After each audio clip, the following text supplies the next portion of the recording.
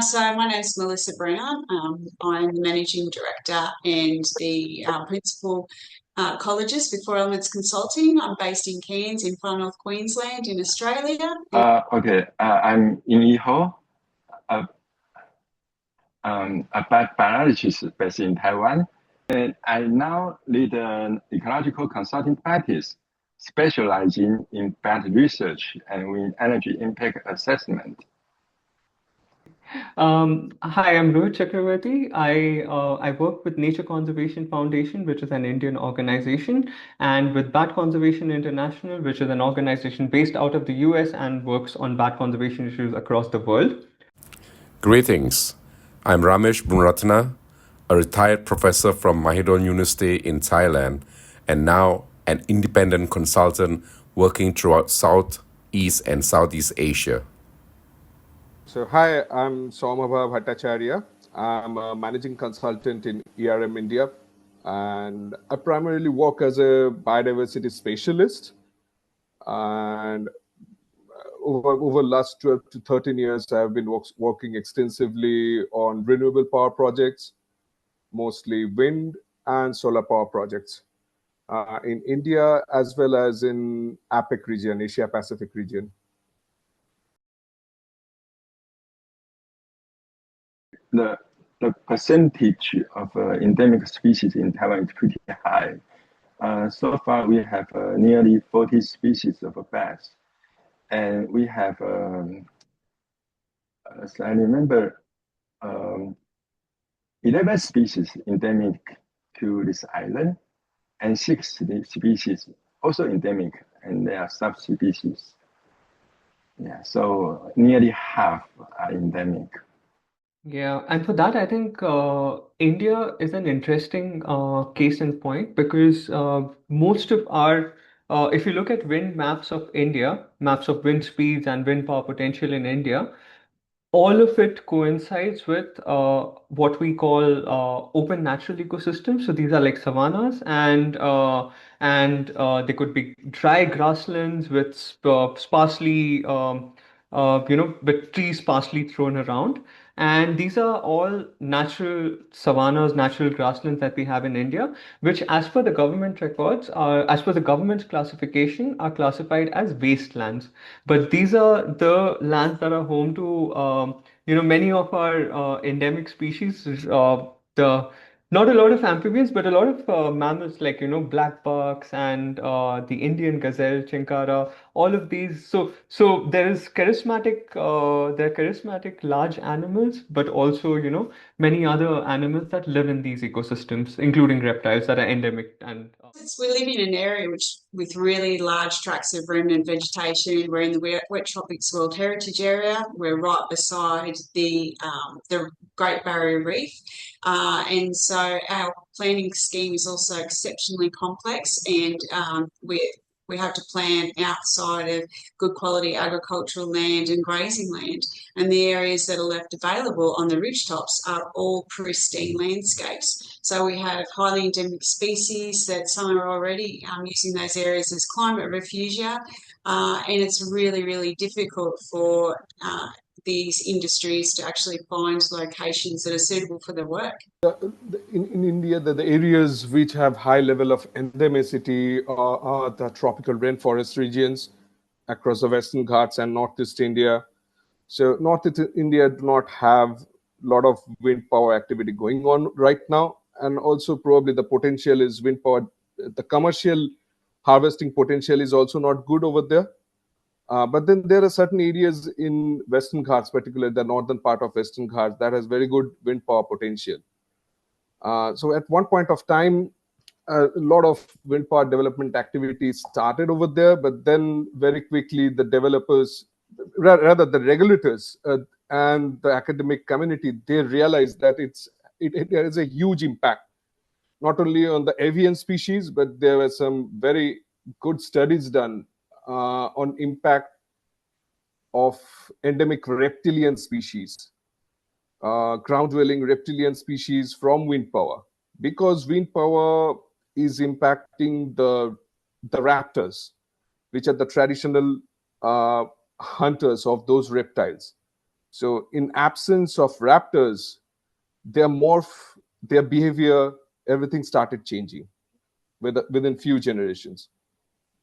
So though they are not directly impacted by wind power, but somehow indirectly there's a cascading effect. Because there are no predators, the behavior and morphology of prey is changing.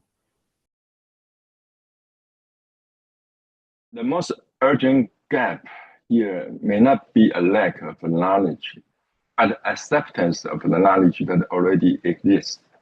Based on my field surveys and mortality estimates, wind turbines in Taiwan very likely cause higher bat mortality than bird mortality, and bat mortality rates seem higher than anywhere else in the world. And I have shared these results at many meetings and spoken with some of Taiwan's EIA reviewers and wind energy developers, and have even provided written explanation during EIA meeting and describe the crisis, the bad face, and the shortcoming of current EIA reports, hoping to spark change. However, so far the information has produced only very limited improvements. Regulators and wind energy companies still do not view bad impact as a serious issue. Otherwise, in India, wind power do not need any kind of compliance from legal point of view, particularly wildlife or such post-construction monitoring compliance. It's not a regulatory requirement over here. So as long as the lenders are pushing, they are insisting, it's done. It's done. I mean, if it was a government mandate, which that there should be an environment impact assessment, or the government had specific rules related to siting that took biodiversity into consideration. But now what we have is the funders are the ones mandating this, and I think that's a more powerful approach, because the funder is in another country. You have very little scope to, as a wind power company, you have very little scope to influence their decisions through direct or through corrupt means. But with because it has funding implications, it can. I think it's a very powerful way in which to make energy companies realize that what they're doing may have biodiversity implications. And I think the government, the government could put out regulations, but you can find your way around it. You can always find loopholes in government regulations. But if the funders are the ones mandating it, I think it's a better way of sensitizing companies. I've seen projects coming up within buffer of national parks, and the regulators were okay with it. But right now, they won't allow it. So definitely, the regulators are appreciating, or they are now aware of the fact that just because it's green energy, that doesn't mean it don't have any impact. But meaningful impact depends on contextual understanding and accountability. Multilateral lenders like ADB and the World Bank enforce safeguard policies that often exceed domestic regulations and can drive improvements in biodiversity protection. However, in most developing countries, effectiveness often hinges on how well safeguards are adapted to local realities, including ecological complexity, type and nature of governance, and socio-cultural and political do's and don'ts. In addition, there are times when lender-appointed staff or consultants may lack a nuanced grasp of local ecosystems or socio-political contexts, leading to poorly tailored requirements that complicate implementation. Also, oversight mechanisms can be weak, especially in remote or politically sensitive landscapes, undermining both compliance and conservation outcomes. Hence, designing safeguards that align with national capacities and are informed by on-the-ground ecological and social, cultural and political knowledge may be a good approach.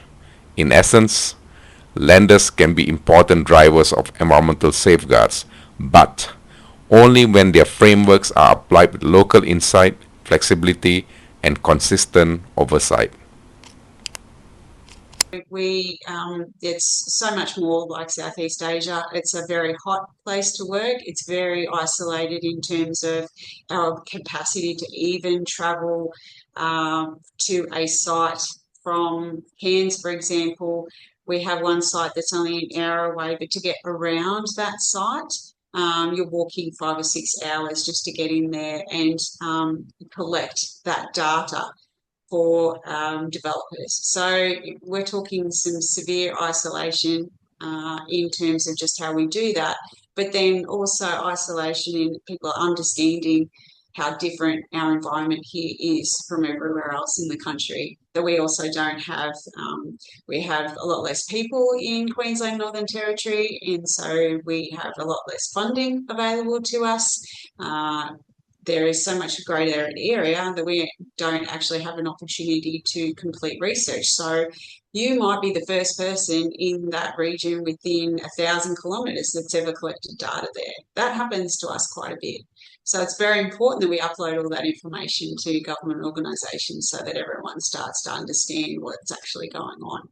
So yeah, it's a very big difference to and to working further south. Yeah.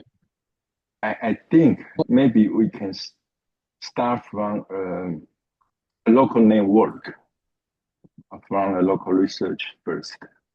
So the